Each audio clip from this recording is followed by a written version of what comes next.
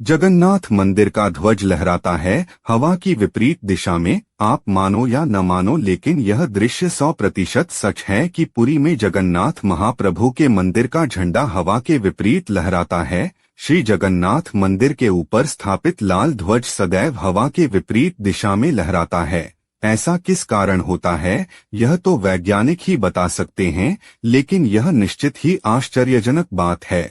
यह भी आश्चर्य है कि प्रतिदिन सायंकाल मंदिर के ऊपर स्थापित ध्वज को मानव द्वारा उल्टा चढ़कर बदला जाता है। ध्वज भी इतना भव्य है कि जब यह लहराता है, इसे सब देखते ही रह जाते हैं। ध्वज पर शिव का चंद्र बना हुआ है। नमस्कार दोस्तों, हमारी श्री कृष्ण ज्ञान गंगा चैनल में आपका हार्दिक स्वागत करते हैं। चैनल को सब्सक्राइब नहीं किया है तो सब्सक्राइब जरूर कर लीजिए। ध्वज के विपरीत दिशा में लहराने की कथा हनुमान जी से जुड़ी हुई है। हनुमान जी इस क्षेत्र की दशों दिशाओं से रक्षा करते हैं। यहाँ के कण कण में हनुमान जी का निवास है। हनुमान जी ने यहाँ कई तरह के चमत्कार बताए हैं। उन्हीं में से एक है समुद्र के पास स्थित मंदिर के भीतर समुद्र की आवाज को रोक देना।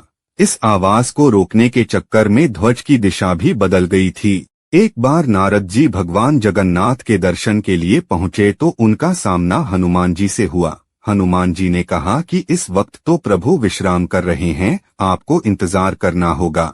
नारद जी द्वार के बाहर खड़े होकर इंतजार करने लगे। कुछ समय बाद उन्होंने मंदिर के द्वार के भीतर झांका तो प्रभु जगन्नाथ श्रीलक्ष्मी के साथ उदास बैठे थे। उन्होंने प्रभु से इसका कारण पूछा तो उन्होंने कहा कि यह समुद्र की आवाज हमें विश्राम कहाँ करने देती है। नारद जी ने यह बात बाहर जाकर हनुमान जी को बताई। हनुमान जी ने क्रोधित होकर समुद्र से कहा कि तुम यहाँ से दूर हटकर अपनी आवाज रोक लो, क्योंकि मेरे स्वामी तुम्हारे शोर के कारण विश्राम नहीं कर पा रहे हैं। यह सुनकर समुद्रदेव ने प्रकट होकर कहा कि हे महावीर हनुमान, यह आवाज रोकना मेरे बस में नहीं।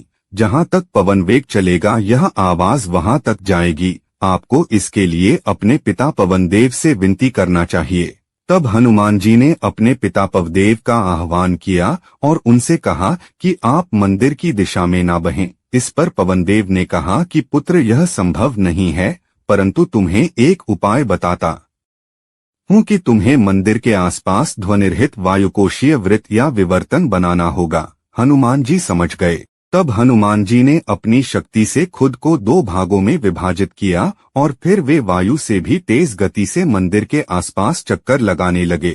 इससे वायु का ऐसा चक्र बना कि समुद्र की ध्वनि मंदिर के भीतर ना जाकर मंदिर के आसपास ही घूमती रहती है और मंदिर में श्री जगन्नाथ जी आराम से सोते रहते हैं। यही कारण है कि तभी से मंदिर के सिंहद्वार में पहला कदम प्रवेश करने पर ही आप सागर द्वारा निर्मित किसी भी ध्वनि को नहीं सुन सकते।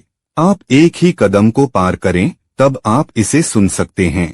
इसे शाम को स्पष्ट रूप से अनुभव किया जा सकता है।